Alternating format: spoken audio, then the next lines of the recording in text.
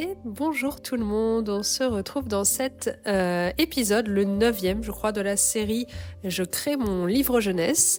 Et dans cet épisode, je colorie, je mets l'aquarelle sur mon dessin déjà ancré. Et sur ce dessin, vous voyez 2 boîtes aux lettres avec tous les noms des petits mulopins. Donc c'est la révélation des noms des mulopins. Donc vous voyez qu'ils ont des grosses boîtes aux lettres pour qu'il y ait la place d'écrire tous leurs prénoms. Donc il y a des grands-parents, il y a les parents et il y a des enfants. Donc on verra ça d'un peu plus près dans un instant. Et comme d'habitude, je mets un petit lavis jaune ocre pour donner une atmosphère chaleureuse et cohérente avec les autres illustrations. Donc comme d'habitude, je garde une illustration que j'ai faite qui ressemble un petit peu dans l'atmosphère juste à côté de moi pour pouvoir comparer si je reste dans la même ambiance, puisque ça reste dans la même forêt, même s'il y a des ambiances qui peuvent être un peu différentes en fonction de là où on se trouve, il y a quand même une cohérence à avoir. Et par exemple, je vous ai montré la semaine dernière je vous ai fait une vidéo sur comment faire des ombres et comment utiliser les couleurs à l'aquarelle ou en peinture. Comme je l'ai pas forcément fait au pied de la lettre durant toutes ces dernières illustrations pour les mulopins, je pouvais pas me dire que je le faisais trop sur celle-ci non plus.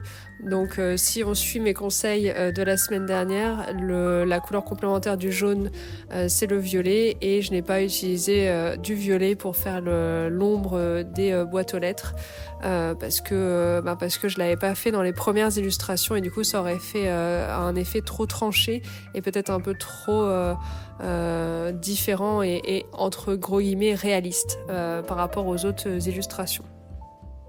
Donc j'ai beaucoup aimé faire celle-ci. C'était une que je m'étais gardée en mode un peu joker parce qu'elle n'était pas aussi compliquée que les autres. Et du coup, je me suis dit, celle-là, je la ferai très rapidement. En un jour, ce sera plié. Bon, ça m'a pris un peu plus qu'un jour. Il y avait quand même la recherche du croquis. Il y avait l'ancrage, c'est ce qui me prend le moins de temps. Hein. C'est juste prendre mon stylo plume et d'ancrer mon croquis. Et après, il y a la première couche d'aquarelle que vous voyez actuellement. Ensuite, il y a le moment où je m'arrête parce que faut pas trop persévérer, faut pas trop rajouter quand c'est pas sec, et tant que le pigment s'est pas posé, vaut mieux pas trop en mettre.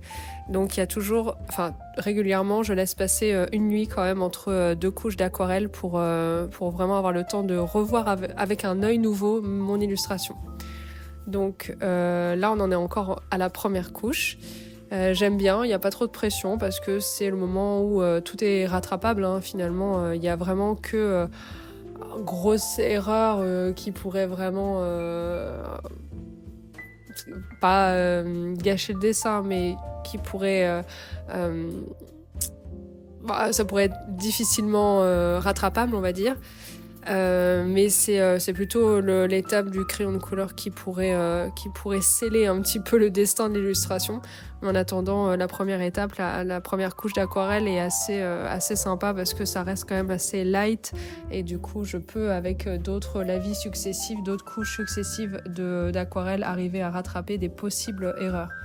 Donc là, pour le coup, rappelez-vous, dans ma dernière illustration des mulopins, celle que vous voyez un petit peu à gauche, j'avais essayé de faire des différents plans. Vous voyez, premier plan, deuxième plan, troisième plan, avec un effet au premier plan, c'est les couleurs sont très vives, très marquées, beaucoup de contraste. Deuxième, un peu moins, et dernier plan, normalement, c'est un peu blanchâtre, bleuté un petit peu pour montrer que c'est lointain, moins de contraste et plus atténué. Donc là, j'ai essayé de respecter ça, sachant que donc dans le plan principal, pas le premier, mais le plan de focus, ce sont les deux boîtes aux lettres. Donc ce plan-là, je vais le garder avec des couleurs normales. Le deuxième, et d'ailleurs, dans le plan des boîtes aux lettres, il y a aussi l'arbre, le tronc d'arbre qui est derrière, qui lui est un peu plus travaillé. Et en tout dernier plan, on a, vous voyez, la forêt en ombre. Et là, les troncs d'arbres sont pas du tout travaillés comme celui que j'ai fait à l'instant. Et on a une couleur un peu plus verte d'eau. Alors ça ressort pas trop comme ça à la caméra, mais j'ai rajouté pas mal de bleu dans mon verre pour l'atténuer et le rendre un peu plus froid et que on sente une distance en fait sur ce plan. Sinon ça aurait été difficile de lire un petit peu la profondeur. Et on a un premier plan avec ces feuillages tout en bas de l'illustration qui elles seront plus marquées, plus foncées. C'est pas pour autant qu'il va y avoir plus de détails parce que le focus n'est pas fait sur cette partie-là de l'illustration. Donc je vais les laisser volontairement un peu floutés, pas tellement détaillés. Par contre, c'est ces 2 boîtes aux lettres qu'il va falloir que je m'applique à détailler puisque, en plus de ça, difficulté, je voulais marquer tous les prénoms des personnages, en tout cas des mulopins, parce que dans mon histoire, je m'étais dit, mais si la fillette, donc la protagoniste, ne rentre pas en contact avec les mulopins, elle ne fait que les observer et noter dans son carnet. Comment ils s'appellent? Parce que j'avais trouvé des noms en fait pour tous les mulopins et je trouvais qu'ils étaient mignons et je me disais mais comment elle peut savoir comment ils s'appellent? Et donc m'est venue l'idée des boîtes aux lettres, ce qui en plus de ça m'a plu parce que ça laisse penser qu'il y a d'autres mulopins autre part et avec qui ils échangent et ils communiquent. Donc l'idée m'a plu et je me suis dit voilà, il suffit juste de trouver des boîtes aux lettres assez grandes pour marquer tous les prénoms et tous les noms. Je pense que c'est quelque chose qui se fait quand on a des familles avec des enfants, que parfois les parents marquent le prénom des enfants, juste le prénom, pour quand les copains ou les copines envoient du courrier, que le facteur se dise oui bon bah c'est bien là où un tel habite. Donc j'ai fait en sorte qu'il y ait la place d'écrire ça. Je me suis posé la question sur l'écriture également, savoir si je la faisais en cursif ou détaché en capital. Et au final, je me suis dit capital c'est mieux. Je voulais qu'il y ait un effet un petit peu gravé dans le bois, parce que les 2 boîtes aux lettres sont en bois. Surtout on voit bien celle de droite, c'est un peu moins celle de gauche où on pense que c'est du métal. J'étais pas bien sûre moi non plus de si c'était du métal ou du bois, mais je penche plutôt sur du bois peint en jaune et un petit peu abîmé. Vous allez voir par la suite, je vais faire des effets un petit peu dessus sur cette boîte aux lettres à gauche. Et donc avec mon Posca blanc à la fin, je vais essayer de faire, je vais faire du relief et avec de l'aquarelle et des crayons de couleur, bien sûr, je vais essayer de rendre ça lisible et esthétique. Et j'avais pas réussi à faire ma coccinelle dans la dernière illustration, et bien c'est chose faite dans celle-ci. En plus, je m'étais dit une zone rouge comme ça, un point rouge au milieu de ce vert et de ce jaune, ça ressortira bien. Et aussi c'est pour montrer la taille, sachant que les mulopins mesurent une dizaine de centimètres. Du coup qu'on se rende compte un petit peu combien une coccinelle mesure à côté d'eux et combien donc font les boîtes aux lettres. Donc ça c'est une observation que la petite fille donc aura fait.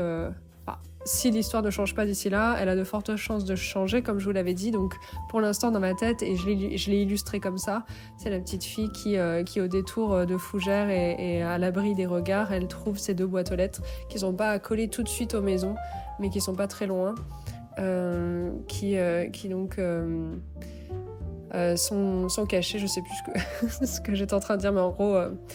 Voilà, elle trouve les boîtes aux lettres, il n'y a pas de mulopin à côté et elle prend le temps de les dessiner et surtout de bien prendre en note tous les prénoms et les noms des 2 familles. Donc là, vous voyez à gauche, c'est la famille Fanfreluche. Donc je me suis un peu basée sur un champ lexical appartenant à l'habillement, à la couture, parce qu'il y a beaucoup de termes qui sont super sympas, qui sont liés à ça. Moi qui me suis mis à la broderie en hiver, là, cet hiver, l'hiver dernier plutôt, j'ai beaucoup apprécié tous les termes qu'on peut y retrouver. Et donc bon, il n'y en a pas 1000 que j'ai pris, mais il y en a quelques-uns. Donc déjà le nom des deux familles, la famille Fanfreluche et la famille Passepoil. J'aime beaucoup ces noms de famille. Et donc dans la famille Fanfreluche, il y a Papy Filou. Alors il n'y a pas tous les grands-parents, parce que voilà, c'est la réalité de la vie. Il n'y a pas tous les grands-parents tout le temps forcément. Donc Papy Filou. Je trouvais que c'était marrant comme nom. Ça mettait en avant le fait que c'est un petit papy qui aime faire un peu, pas les bêtises, mais traîner peut-être un peu avec ses petits-enfants et faire le filou. Il y a Mamie Flanelle.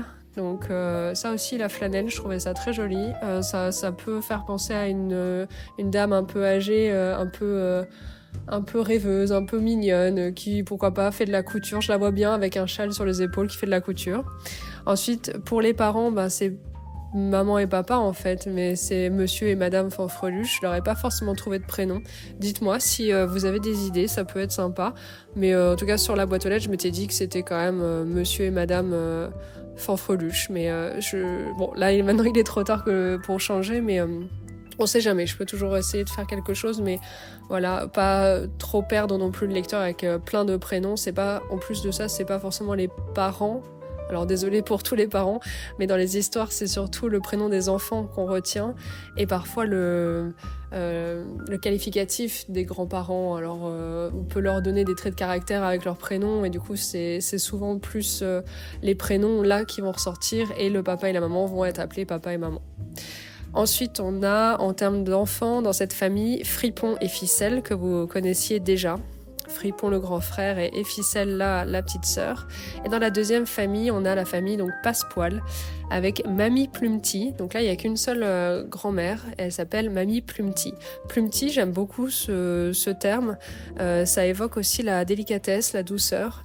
Et je la vois bien dans ma tête, pas en détail, mais je vois un petit peu le caractère qu'elle pourra avoir et c'est un peu énergique et un peu mignonne grand-mère. De toute façon, tous les personnages vont être mignons.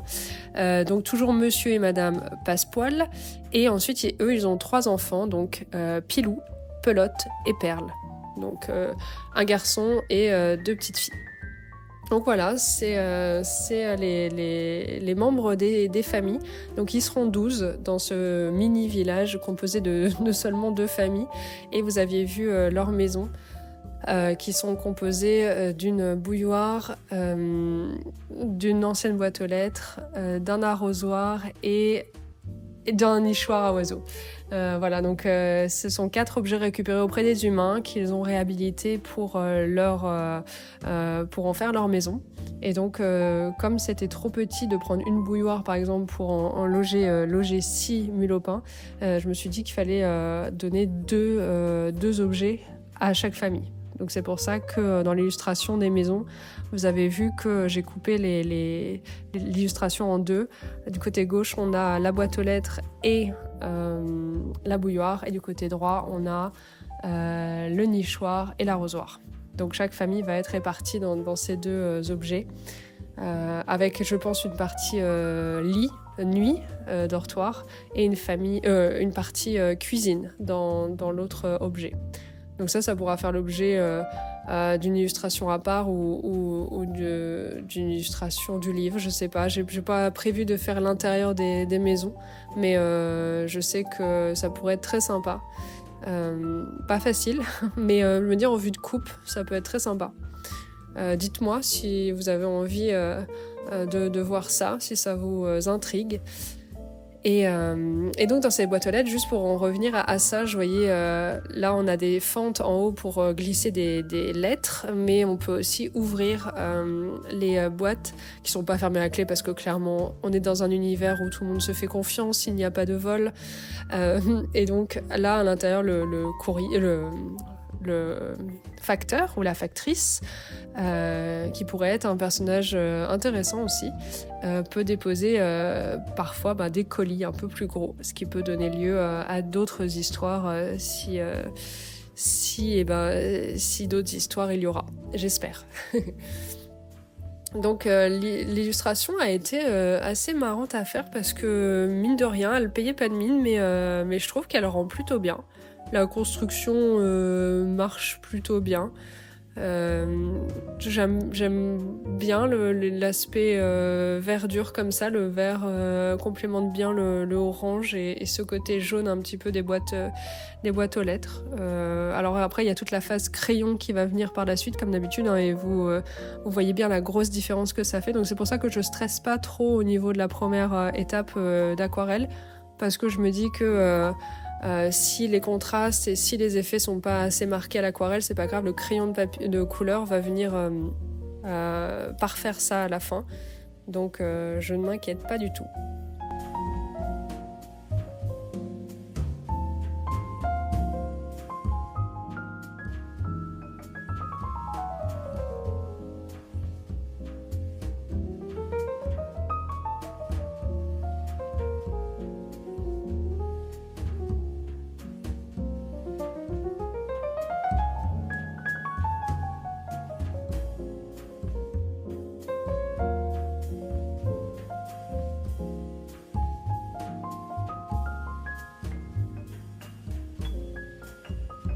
Donc voilà, là on en est à la phase du crayon.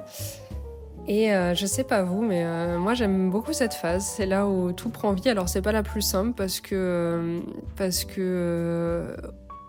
ça demande quand même de choisir les bonnes couleurs, de pas venir gâcher le travail qui a été fait avant, mais ça vient aussi réveiller tout l'ensemble et donner une texture. Alors je sais pas si ça rend trop comme ça, si j'ai filmé, je me souviens plus, je crois que oui, assez proche le dessin, mais ça donne un aspect grain au papier, où l'aquarelle a plutôt tendance à uniformiser tout ça.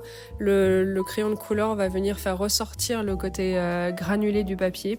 Et je trouve ça trop joli. Donc en fait, toutes les parties qui sont juste de l'aquarelle, où il n'y a pas forcément de détails à donner, par exemple le fond que je veux laisser clair, passé, assez effacé, je vais quand même venir mettre une petite couche de crayon de couleur qui va faire ressortir ce côté granulé du papier. Donc même chose pour la boîte aux lettres jaune.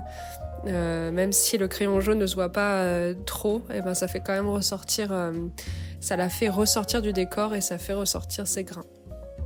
Donc là, on en est avec cette illustration à 6 illustrations sur 14 toujours. Donc j'en suis toujours pas à la moitié.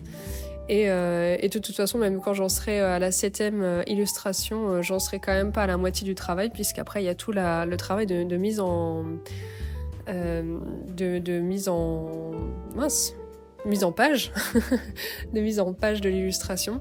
Ce qui va certainement me demander un travail aussi assez important, puisqu'il y a la retouche possiblement des dessins, des illustrations, peut-être harmoniser des choses qui ne le sont pas encore, et certainement des rajouts par la suite. Il y a tout le côté texte aussi qu'il faut réajuster, refaire, puisque rappelez-vous, dans une autre vidéo, j'avais fait ma propre typo.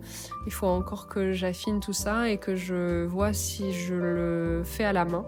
Initialement, j'avais prévu d'écrire tous les textes du livre à la main. C'est toujours une envie que j'ai. Après, je sais pas si ce sera trop réalisable.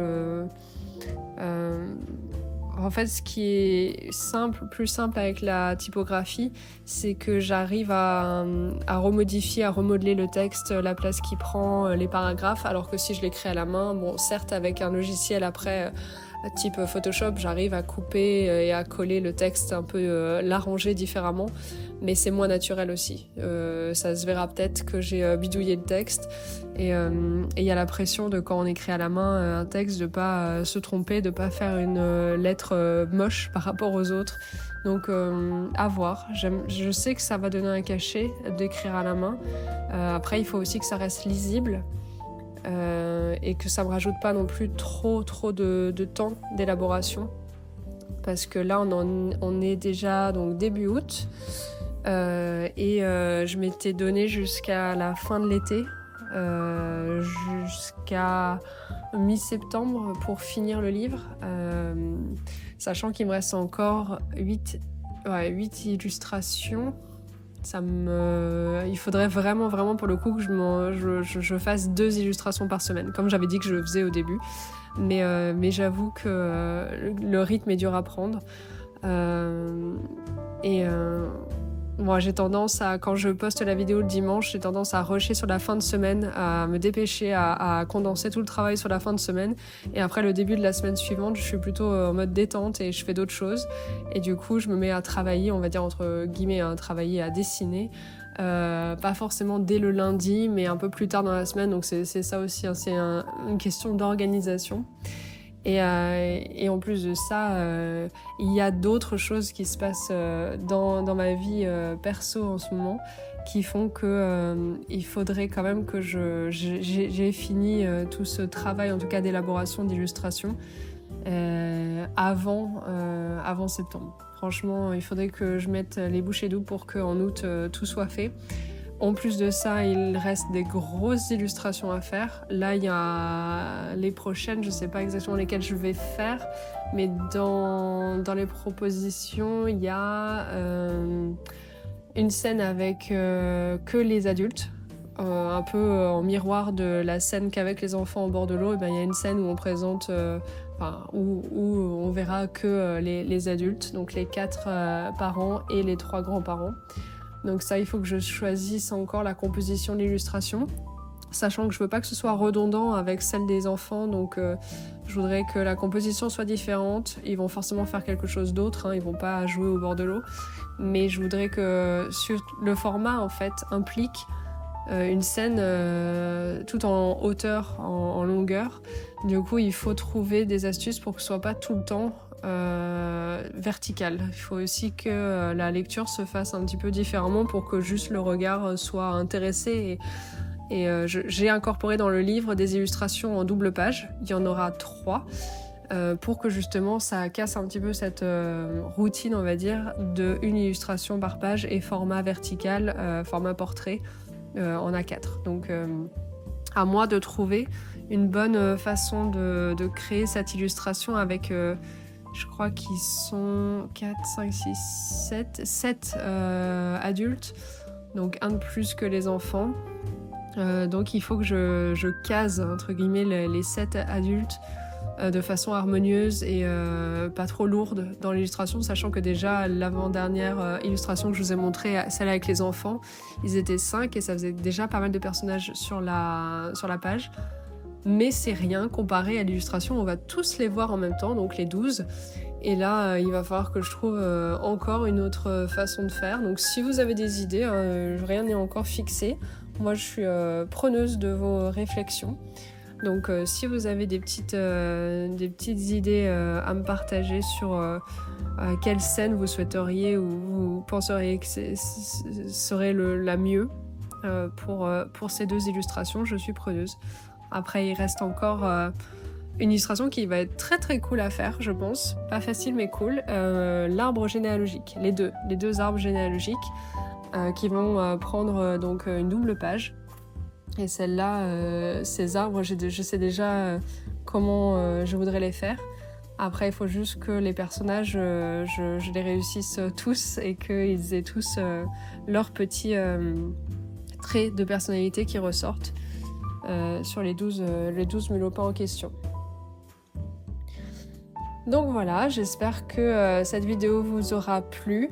Je sais pas s'il y aura une vidéo la semaine prochaine parce que ma maman vient nous voir durant toute la semaine. Donc je pense que je vais privilégier du temps avec elle et je vais pas forcément dessiner. Donc voilà, par exemple là ça va me rallonger, ça va me raccourcir plutôt mon temps de dessin que je m'étais fixé sur le mois d'août, mais c'est pas grave, je mettrai encore plus les bouchées doubles après, mais je vous dis, rien n'est sûr. Peut-être que je vais quand même dessiner parce que ça va être sympa de dessiner avec ma maman, qui elle-même dessine. Bon, je sais pas si elle le fera en même temps que moi, mais elle trouve toujours de quoi s'occuper de toute façon, et elle m'a déjà dit que ça la dérangeait pas que je dessine pendant qu'elle soit là, mais tout dépend. Et donc la grande nouvelle, et c'est aussi ce pourquoi il faut que je me dépêche un peu de faire ces illustrations, et ça va devenir de plus en plus compliqué à la fin de l'été pour moi, c'est qu'on a décidé de déménager. mais pas un petit déménagement. Donc là, actuellement, on est en Charente. On est du côté de Cognac, donc dans grossièrement le sud-ouest, même si on n'est pas au sud-sud, mais on est sur la côte entre Royan et Angoulême, on va dire.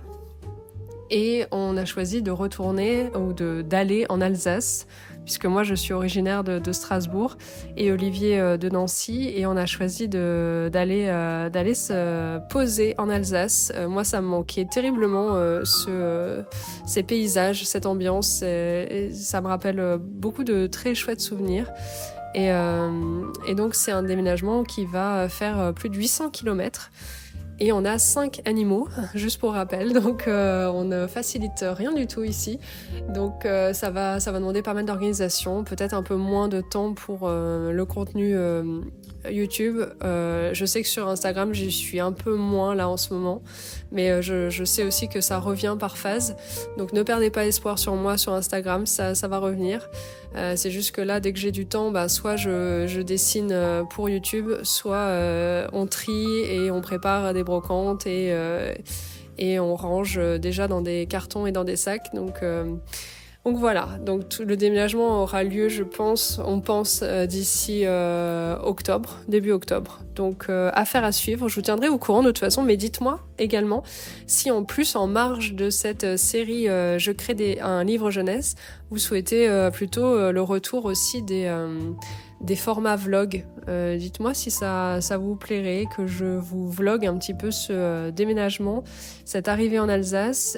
Partagez-moi aussi vos ressentis, si vous vivez en Alsace ou pas loin, si vous avez des petites anecdotes ou des petites recommandations également, parce qu'on n'est pas fermé non plus totalement sur l'endroit où aller. Déjà, il faut trouver une location qui nous accepte en étant aussi loin, mais on est assez friand de recommandations, de conseils, ce que vous avez à partager avec nous. Donc on vous remercie d'avance et j'espère que cette vidéo était pas trop longue. 30 minutes, c'est déjà pas mal. Mais en votre compagnie, c'est toujours très sympa. Vous continuez toujours à m'envoyer des messages hyper sympathiques. Je suis très très contente. Cette chaîne grandit un petit peu lentement là. Ces derniers temps, c'est plus lent, mais écoutez, ça, c'est pas grave. Je reçois toujours des commentaires très très gentils, très impliqués. Il y a de la discussion. Moi, c'est ce que je cherche, donc ça me va très bien, pourvu que ça continue. Et au plaisir du coup de continuer cette série, de mener à bien ce projet ensemble et de continuer à partager nos expériences et nos petites anecdotes de vie ensemble. Voilà, j'espère que tout ce blabla, c'était pas trop long. Moi, je vous fais des gros bisous et on se retrouve a priori dimanche prochain, sinon dimanche d'encore après. Portez-vous bien, ciao!